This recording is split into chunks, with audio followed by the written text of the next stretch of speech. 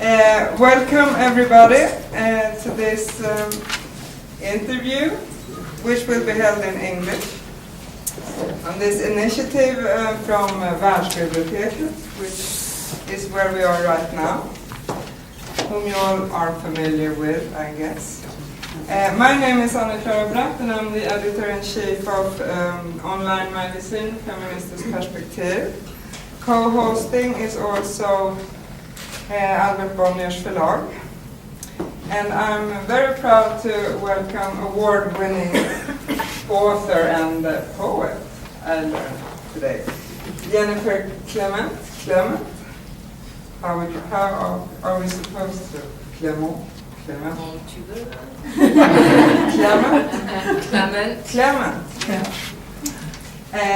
This interview will be held by our, in English, managing editor, Jenny Rönngren, who also is the coordinator of the International Network for Journalists with a Gender Perspective that started in Mexico 2005, also lived in Colombia, Venezuela, sorry, who will interview this award-winning author, and also the author of a prayer for the stolen ones. In Swedish it's called En bön för de stulna. Afterwards it will be possible to have a drink and a snack for those of you who want to stay, and also to see the exhibition of Ulrika Hembier on Mexico, you can say. Welcome everybody.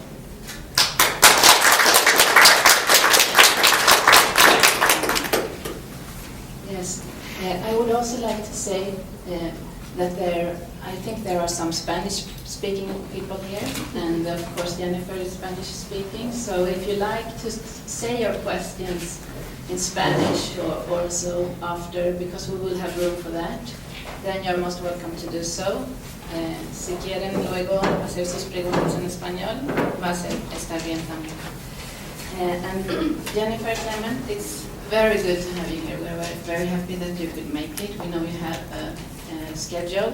So we're going to talk about your book, but we're also going to talk about the context where it takes place. And you were also the president of the Writers Association, PEN, Mexico, during the years when Calderón was most intense with his war on drugs between 2009 and 2012.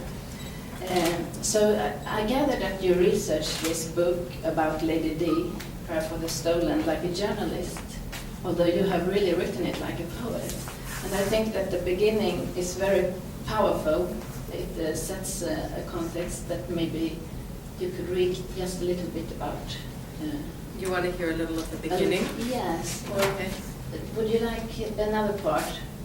Well, I like to read a little part of when Paula, who's a girl that is stolen, returns and is taken back to her mother. Okay. Is that okay? It's very okay. Okay. So the beginning of the research for this book, and I also, what you mentioned is important because I don't really do the research like a journalist. I'm looking for the poetic experience, even in the research. So it has sort of, that is the experience. And so the beginning of the research, which took about 11 years, the very first part, I was interviewing women of drug traffickers, women that were in hiding. And so even though the book didn't end up being about the women of drug traffickers, since I interviewed all these women for about 2 years, I would have known, because of all that research, very well what these ranches in the north of Mexico were like from those women. So Paula, who is stolen and returns to her mother in Guerrero, she's able to say what she saw, because I learned about that world from the beginning research of talking to the women of drug traffickers. So this is the moment when she's just come back and she has some cigarette burns on her arms, and Lady Lady Di, who in Spanish is Lady B, because of the princess, says, I must take you back to your mother. So this is the moment when she takes Paula, who's been stolen, back to her mother's little house. So she said, the mother asks, she told me about, Lady Di answers, she told me about the cigarette burns. Did she tell you that she did it to herself? Did she tell you that all the women who have been robbed do this to themselves? I nodded. Do you believe her, Concha asked. I don't believe it at all. I can't even imagine burning myself. That's impossible. Yes, I believe it. At that moment, Paula appeared behind her mother.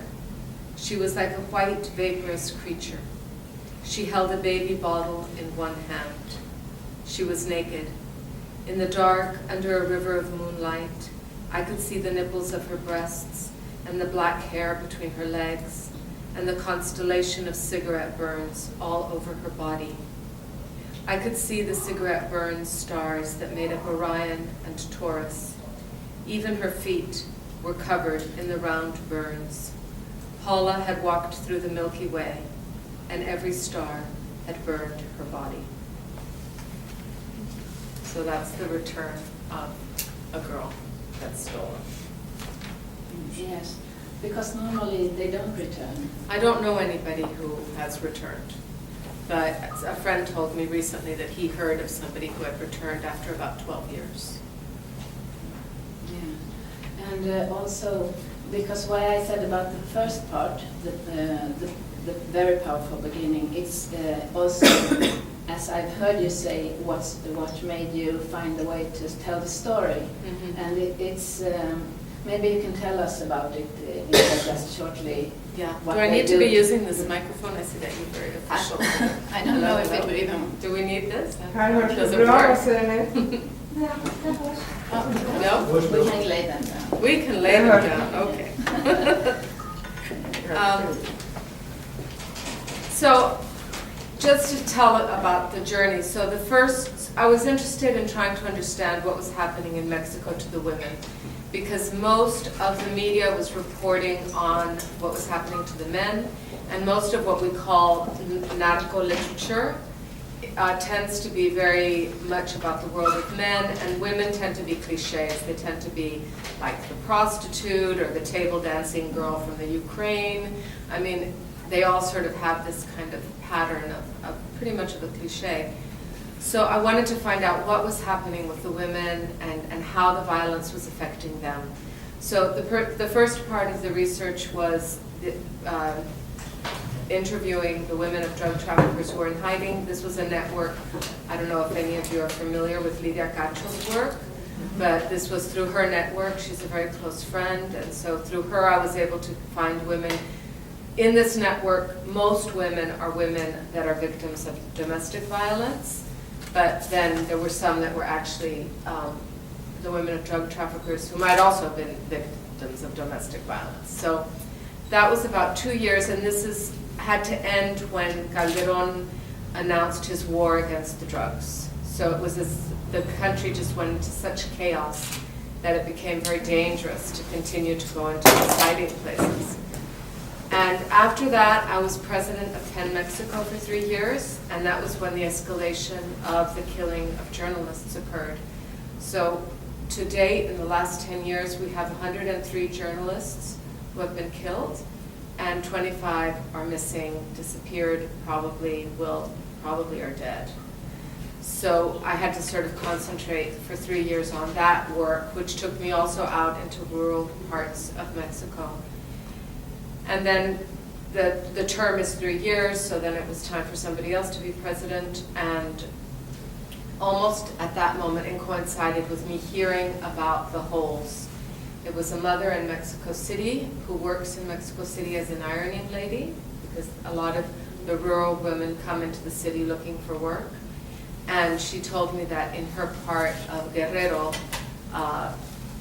the narcotraficantes would be coming. And I should say that the drug traffickers, they're not like little bands anymore of drug traffickers. They're very sophisticated transnational mafia organizations that deal in drugs, that traffic people, that launder money, that deal in guns. They're complex crime organizations. So she told me how there was this tremendous thing going on where they would be coming around the countryside in their huge SUVs with dark windows, with their machine guns, looking for girls to steal, and how they were digging holes in the fields and hiding their daughters in these holes. And that image was a tremendous image, and it was the image that really gave birth to a novel and made me realize I was going to write about the most unprotected women in Mexico. And some of them, even their Spanish is not very good. They're still speaking mainly their indigenous languages. So that's when I started going to Guerrero a lot, even though I have to say that it's a state that I know very well. I've gone to Guerrero ever since I was a little girl. I know the people, I know the countryside, I know the ants, I know the spiders, I just really know it. So it was a very comfortable place for me to be. And then it became very obvious that what was growing in Guerrero were poppies, and that the old highway from Mexico City to Acapulco was now the highway of very sophisticated heroin laboratories. So when the 43 students were kidnapped on the 26th of September, I personally was not very surprised because I know what's going on there from writing Prayers for the Stolen.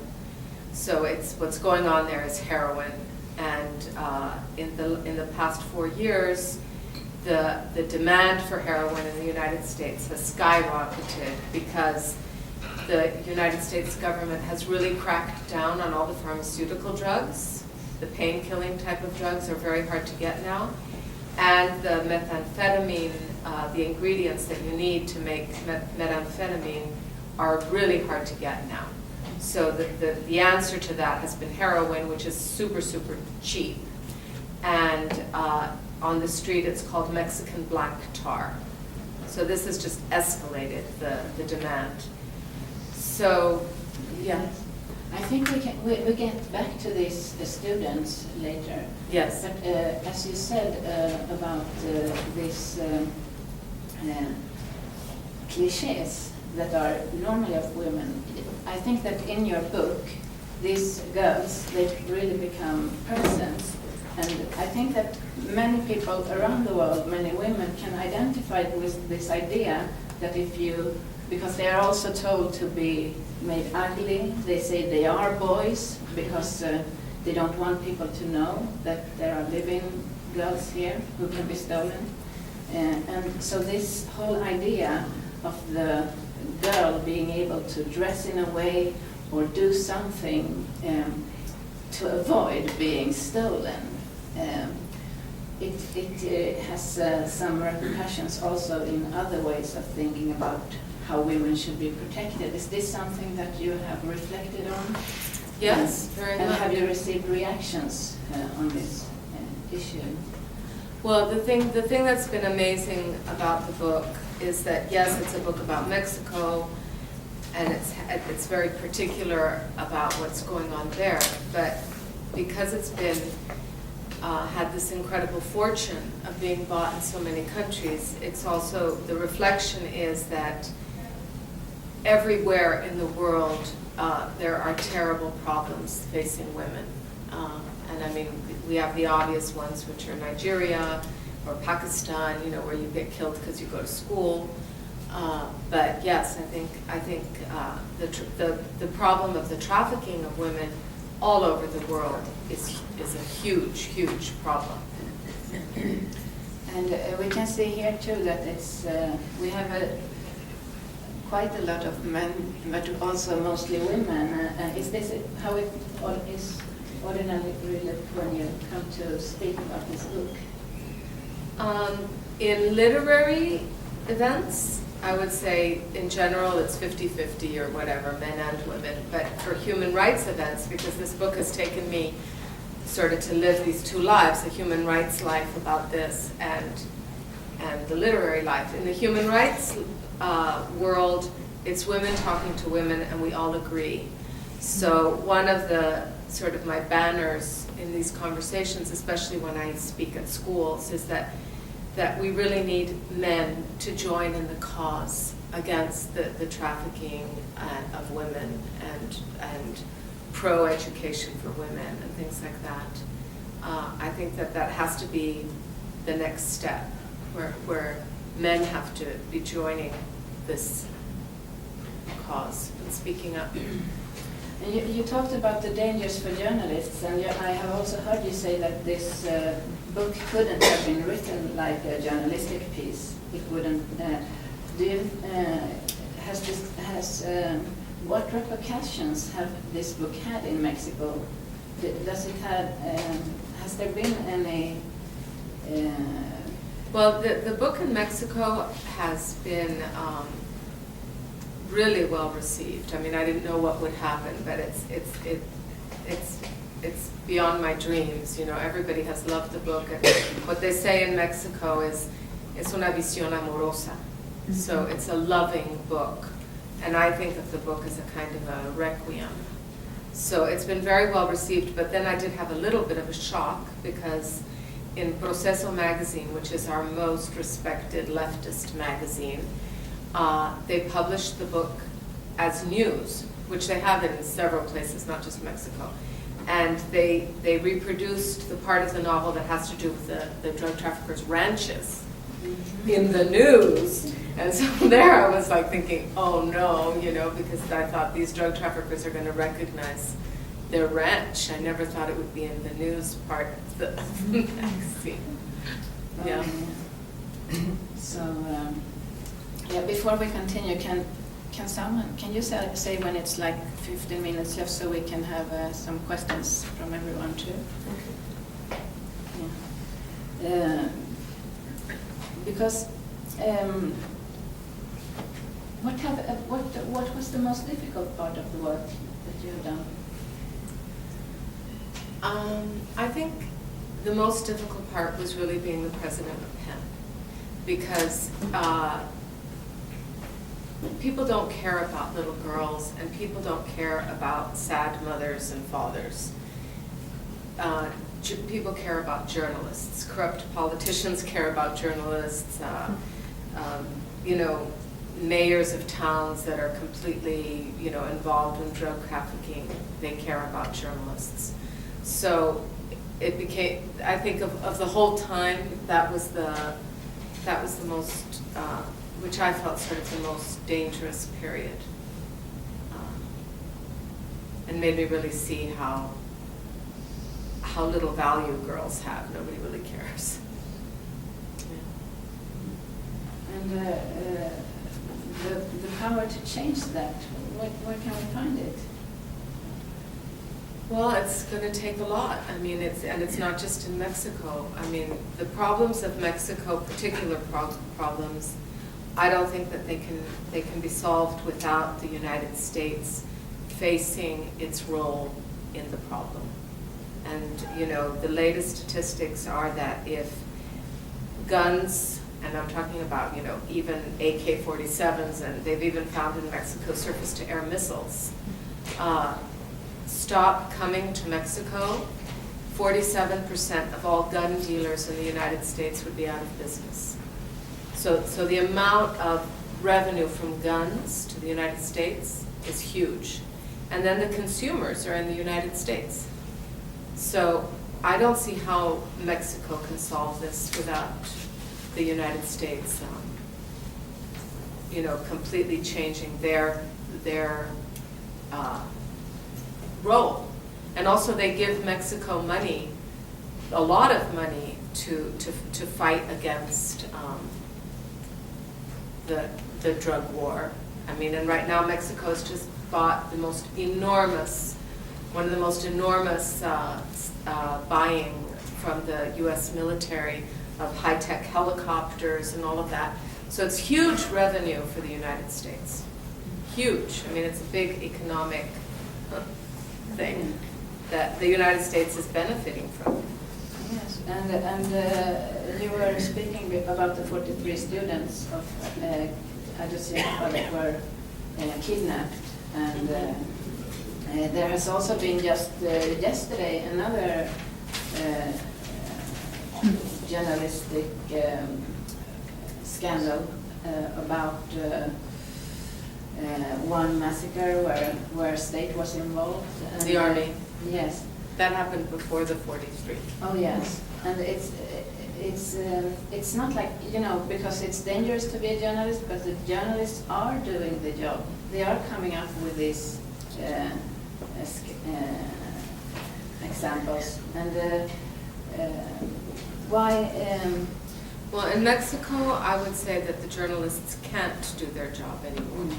I mean, in the very, very dangerous parts of Mexico, there's nothing that's being covered by the press. So, and there's tremendous self-censorship. They're scared to report. And I think that one of the reasons, I mean, you can't have a democracy without having a free press.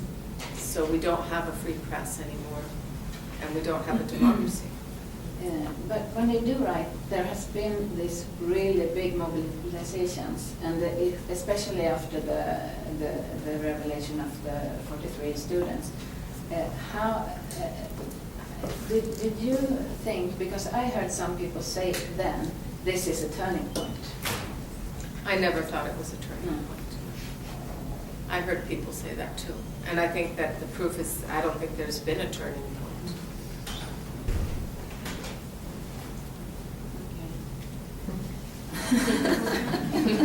Sorry.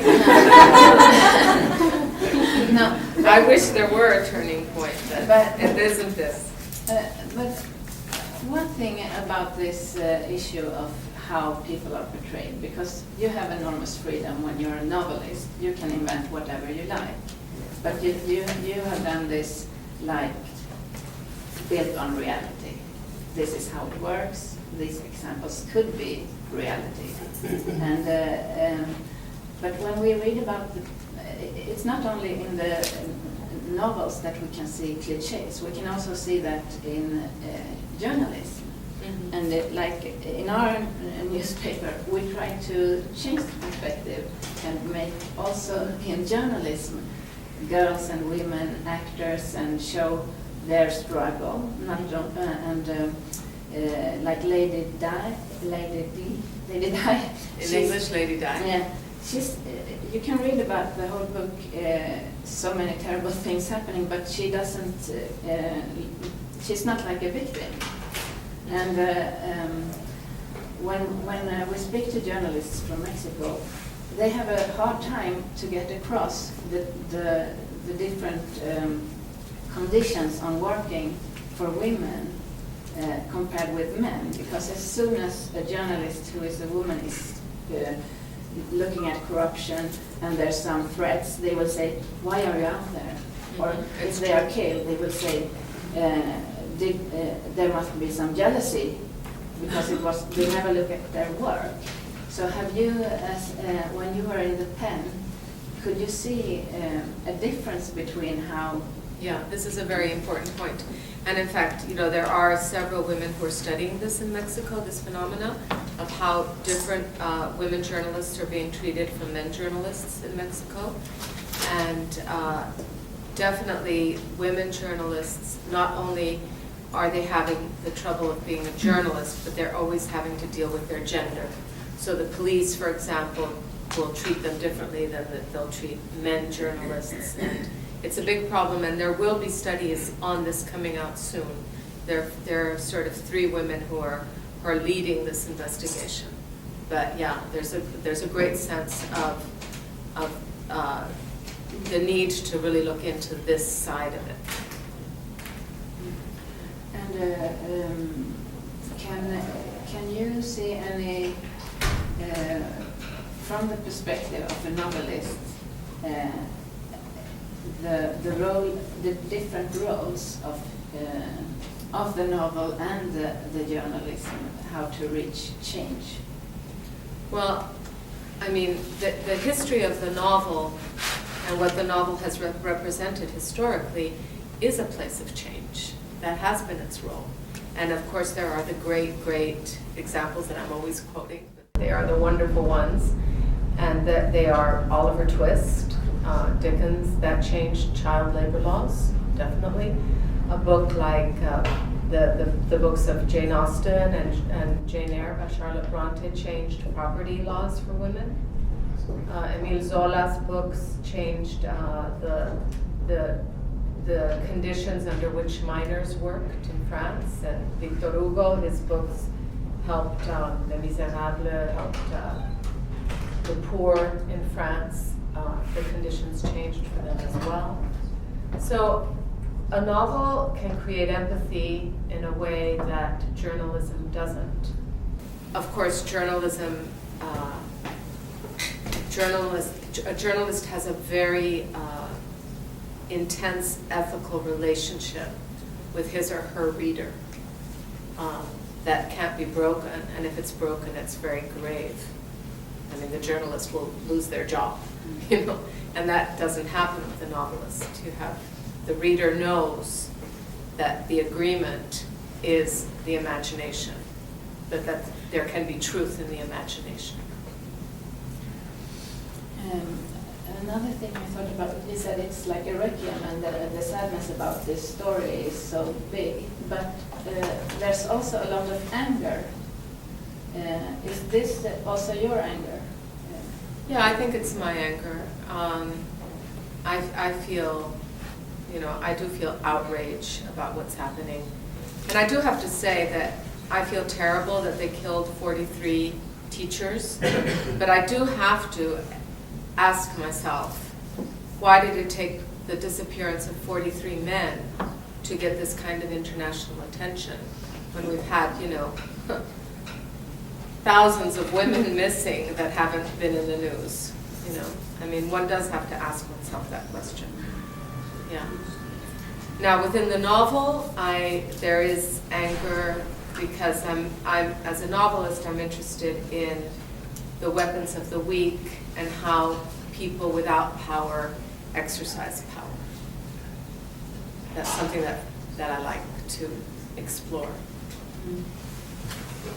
Yes, because at the same time, I guess someone said that this novel is about being a teenager girl in Mexico, but there are very different types of lives for teenage girls in Mexico.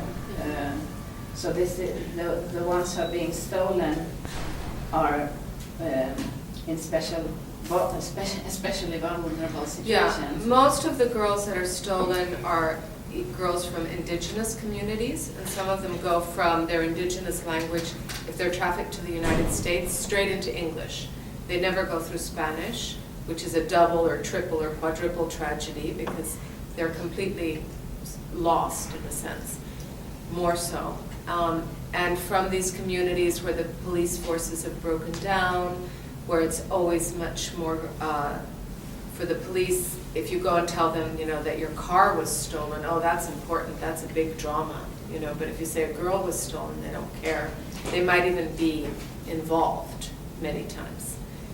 But, you know, I do know of girls from rich families, very rich families, especially in the north of Mexico, who have been stolen leaving the movies. And one girl whose parents I met, their daughter was stolen off the street coming home from school, and then the drug trafficking family called them and said, you know, don't go to the police. If you ever want to see your daughter again, you just better be quiet. And 3 years later, they contacted them again and said, you know, do you want to meet your daughter again and your grandchildren? Because she had been chosen because the son of a very rich and important drug trafficker liked her, wanted her. You know, like buying a car. I want that one. And in the state of Jalisco, about 7 years ago, there was this very important campaign on at the bus stations, in the newspapers, and it was called Beware of Love. Cuidado con el amor. Because some of these men have married 30 times, 40 times, 50 times, because they seduce the girls, and that's how they marry them, and then they get them to the States, and then they traffic them. So they just, it's very easy. So they're stolen and they're seduced.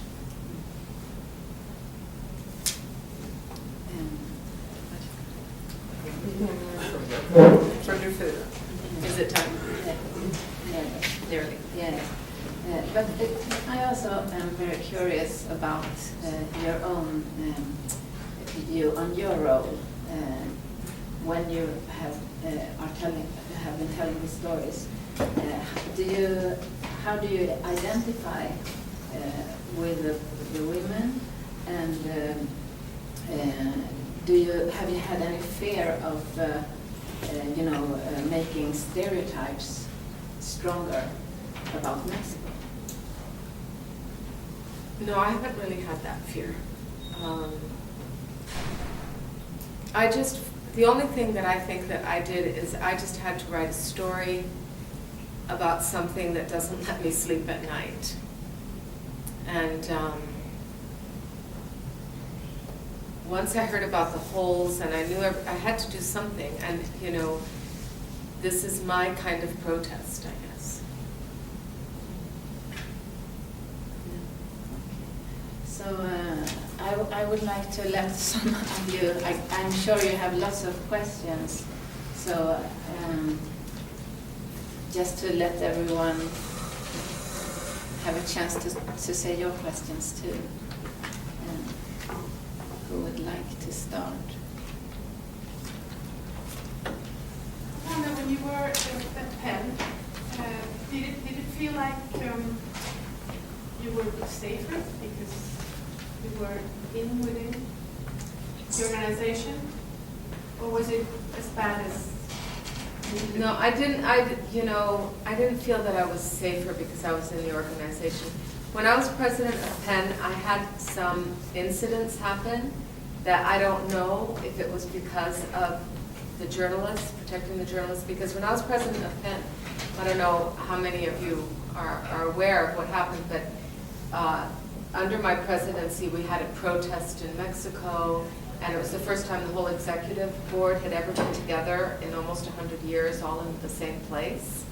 But the main thing that we did, and we didn't do it just alone, but PEN was instrumental in doing this, but also Article 19 and Amnesty International and the Knight Foundation. I mean, it was a tremendous pressure on the Mexican government, because before, the killing of a journalist was a state crime. So we were able to change a law. It was like a miracle. So now in Mexico, thanks to all of that work that we did, it was changed to be a federal crime. So now for the first time ever, if a journalist is killed, the whole force and weight of the federal government is able to come in and investigate and try and solve the crime. And it also means that the governors or mayors or local police will now, hopefully, or with time, they won't have complete, sort of run of the state, and where they can do whatever they want. So that was a big thing that happened.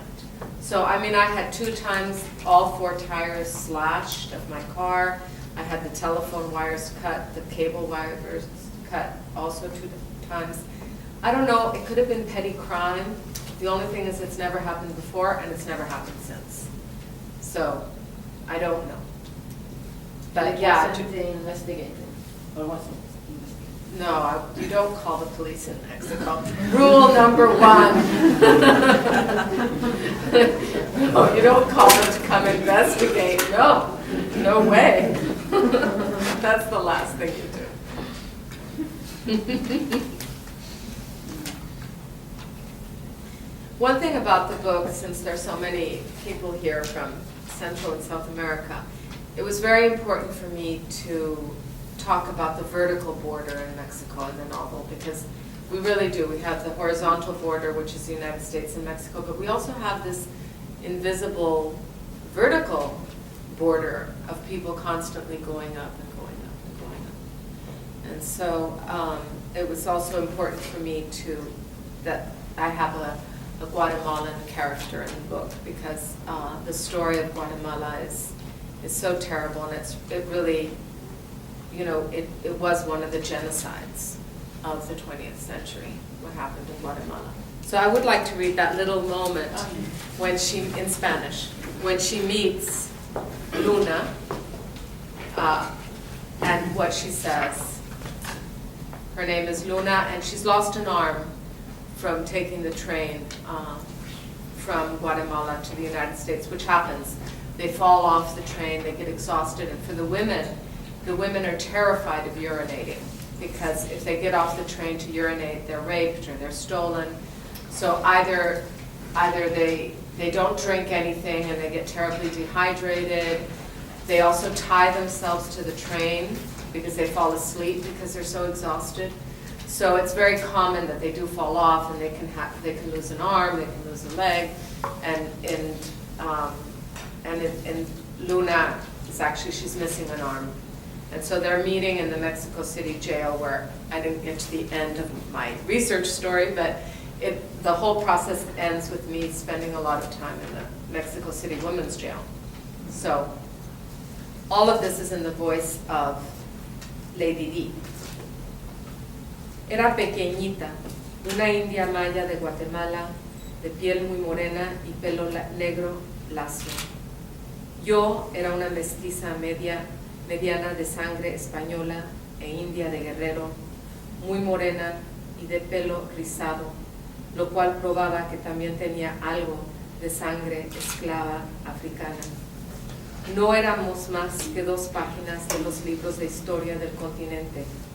Podrían arrancarnos y hacernos bolita y tirarnos a la basura. So that's the little moment when they meet. Do we have? Just want to thank you so much for doing this work. Very important. I think it's possible to buy it later on here. Yes. Yeah. And also we've been dealing with Mexico in a documentary called Street Lab, omedelbart. Så that's what we do that mexicano. And you talked about Guatemala, and that's even more horrifying perhaps. We have a documentary on Sunday where we're going here to know the killing the politician about Sandra Torres, the presidential candidate. Yes. We have followed her during the last 4 or 5 years. So if you are here, I invite you to see it. I'm sorry I won't be here, but Okay. I promise to see it some other way. I will. Thank you so much. Thank you. Anyone else? Oh, yes. I read the book. I read it in Swedish, so I think I lost something in translation. I liked your style. So, in what, who do you read, or where do you think to be when you write, in which author, which style? I don't think, I'm not aware of imitating a style. What I'm aware of is that I'm always writing from the place of poetry, as opposed to maybe the place of prose. So I go in through the door of poetry. So that's what I'm looking for. Yeah, because but you start, when one starts reading it, you know what's going to happen. You know what the main thing in the book is, starting with the book. And so you keep on reading it, and you know, oh, she said it at the beginning, and this is happening now. So It does all this backwards. Yeah, it reminded me of Garcia Marquez in a certain way. Yeah. And it has a little bit of realismo mágico also. There is like some magic in your characters and what they live. That one thinks, oh dear, this can't happen. So it reminded me of him. You know, it's funny. I don't think it has realismo mágico. I really don't. But I think that, you know, what's been said by very famous people is, you know, Mexico is realismo mágico. I mean, it is. You know, so you can't really write about it without some of that, you know, those shadows. But I mean, I don't have things like Garcia Marquez where, you know, the butterflies fall out of the sky or things like that. I'm using metaphor, I'm using simile, I'm not saying, that these magical things happen. Yeah, but sometimes when things, this can happen, this is not real, and it's real. So someone who doesn't know what's going on in Mexico might say, oh, no, this is not possible. Yeah.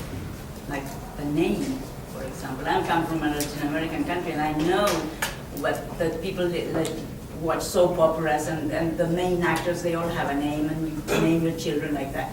Yeah. And they're having. Well, there are in Mexico, in rural Mexico, there's not tons of them, but there are Lady D's. Definitely. In Uruguay, my country, we have Dianas, but with all the vocals. Yeah. So, yeah. So I really liked the end. I don't know how to say anything else about the end, because that was a surprise. Yeah, it was a That's surprise that to me brings too. the hope on everything. Well, thank you so much. Sí, yo quisiera hacer una pregunta en español sobre la cuestión de la edad. Porque hay mucho eso de que las niñas mueren o las niñas las roban porque realmente a nadie les importa. Pero evidentemente si uno roba a alguien es porque aprecia esa cosa, digamos. Quiere este carro. No, Bueno, en esos casos que son los casos de excepcionales de ver una bonita que la quieres para ti, ¿no? Pero en general las roban para venderlas, para traficarlas. Entonces es un negocio, más bien. Y la razón, o sea, ese tráfico y esa vulnerabilidad de la edad, digamos, se debe al sistema de género del lugar a donde las van a vender, o es una cuestión propia de México. Yo creo que lo que más es deseado en el mundo del tráfico es entre más chiquita mejor. Pero eso es lo que vemos. Y bueno, ya hace 2 semanas salieron unas estadísticas de que después de Tailandia, México es el país número 2 en tráfico de chicas y mujeres.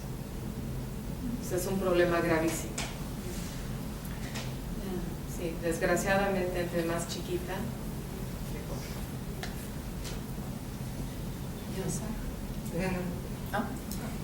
mejor. Are there statistics about, reliable statistics, how many girls? No, in Mexico there's no reliable statistics except for this new study that is putting Mexico in the 2nd place in the world for trafficking of women. But we do, in the United States they have statistics, and they're also not great because most of their statistics are across borders, whereas there's also trafficking within borders. But for example, one statistic that just really chilled me was that, for example, just the city of Atlanta in Georgia, they estimate that 300 girls are vulnerable every month. So it's a problem all over the world. So I mean, this book is very much about Mexico, but my experience now with living with this book is that, yes, it's Mexico, but yes, it's the world. And is Guerrero especially haunted by this robbings, or is it all The over problem with Mexico? Guerrero, and it's not just Guerrero, it's a little bit Guerrero, a little bit the Estado de Mexico, a little bit Michoacán. It's sort of because where the poppies are grown, it's not just Guerrero, it's like this area. So it's an area that is really taken over by these mafias. Yeah. So it's much easier to get away with stealing any girl you want to steal. The police force is not working, the army is not working, the government is, everybody's involved. It's an amount of money that we can't really imagine how much money it is. I mean, I always used to ask, when I was interviewing the girls that were the women of drug traffickers, one of my favorite questions, well, what did he buy you? I mean, what was this all about? And I always would come back to Hannah Arendt, the banality of evil. I mean, that a girl could be given a leather jacket, and you wonder how many people died for this leather jacket. It's just insane. Yes, I think that we have to finish here. but I think it's a good thing that you brought up, because many times these girls just end up being statistics, and this is what I mostly enjoyed with your book, is hearing the voices of these girls, complex personalities and lives, and something that is many times we don't hear it, we just hear the statistics. And I think that's one problem that helps people turning a blind eye, because here in Sweden we also know that these things happen. We know that people disappear, migrant children disappear, and they have to go somewhere. Something must be happening to them, and so. Well, that's just an important point, just to say, because why? Because an illegal immigrant is not protected by the laws of the country. So even if you're an illegal immigrant in Sweden or in Finland or wherever, where the Swedish and Finnish women are protected, the illegal woman will be unprotected. And so we have had a lot of knowledge developed by our networking with journalists in South America, especially Mexico, and we feel very kindred to their work. And also I think that as writers, novelists, poetry, journalists, we have to make these voices more heard. And I have a very good friend who is a photographer, and she is called Anna-Lena Lundqvist, and she has made a project which is, this is a few years ago, but she asked girls 13 to 15 years to how they like to be portrayed. And this is how they like to be portrayed, and they tell a little bit about it. And it's in Mexico. Fascinating. It's in Mexico and in Sweden, and you can see some sisterhoods there. Yes. Wow. Is that So for I me? would, yeah, I would, Oh, I thank would you like so to give much. it. How interesting. Thank you. And this is a small thing. Our best. I really need this. Thank you. That's actually what I'm